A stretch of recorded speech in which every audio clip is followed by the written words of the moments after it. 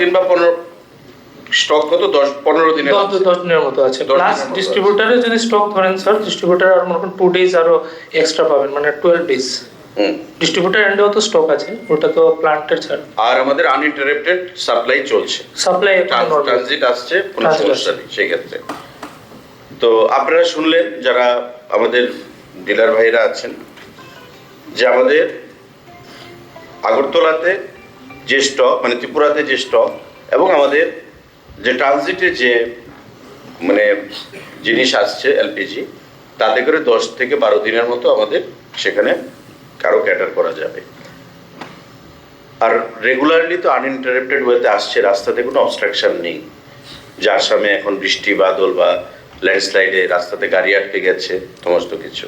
তো আমার প্রত্যেকের কাছে আহ্বান থাকবে যেটা, এই যে বিভিন্ন গুজবগুলোকে মানুষের সামনে জনসমক্ষে বাস্তবটা প্রকাশ করার জন্য আপনারা একটু সহযোগিতা করবেন, এবং কোথাও যেন কোনো কালোবাজারি, কোনো প্রশ্রয় না পায় সেই জিনিসটা আপনারা লক্ষ্য রাখবেন। কারণ আমাদের এখানে গভর্নমেন্ট অফ ইন্ডিয়া থেকে যে সার্কুলার বা অর্ডার আছে, তাতে পরিষ্কার কিন্তু লেখা আছে যে any contravention of this order shall attract action under the Essential Commodities Act 1955 and the Petroleum Products Maintenance of Production, Storage and Supply Order 1999 and any other applicable law for the time being in force. ঠিক আছে, এটা কিন্তু punishment হবে। তো সেই জিনিসটা আপনারা মাথায় রাখবেন। যদি আমাদের কাছে স্পেসিফিক কোনো ইনস্ট্যান্স, স্পেসিফিক কোনো এক্সাম্পল যদি আসে কোথাও থেকে, আমাদের কিন্তু অ্যাকশন সেখানে নিতে হবে। সেই জিনিসটা আপনারা মাথায় রাখবেন।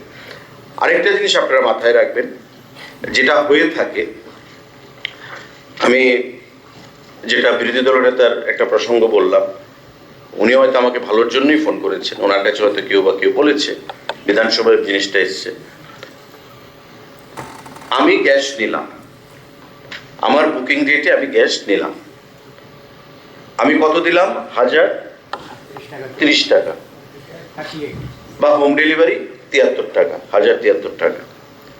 এবার এই গ্যাসটা আমার পার্শ্ববর্তী প্রতিবেশী দেবপ্রিয় বর্ধনের গ্যাসের খুব ক্রাইসিস, গ্যাস নেই, ওর বাড়িতে কোনো উৎসব আছে, কোনো অনুষ্ঠান আছে, আমি এই গ্যাসটাকে 4000 টাকা বিক্রি করে দিলাম। ঠিক আছে? তো সেক্ষেত্রে আপনারা দায়ী নন, আপনারা তো আমাকে গ্যাস দিয়েছেন অ্যাজ পার বুকিং। আপনারা এই জিনিসটা একটু লক্ষ্য রাখবেন।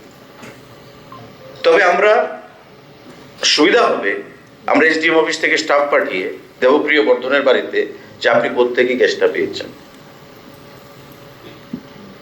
আপনার বুকিং দেখান, আপনারা কোত্থেকে গ্যাসটা পেয়েছেন আপনার বুকিং দেখান।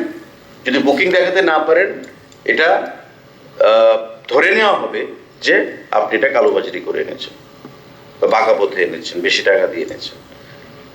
এই সমস্ত ঘটনা যদি ঘটে, এগুলোই কিন্তু পত্রপত্রিকাতে আসে, জানাজানি হয়ে যায় যে আমি জানোস 1000 টাকার গ্যাস 4000 টাকা দিয়ে আনতে হয়েছে। তোরা যখন বলে, তখনই কিন্তু এগুলো সংবাদপত্রে চলে আসে ফলাও করে।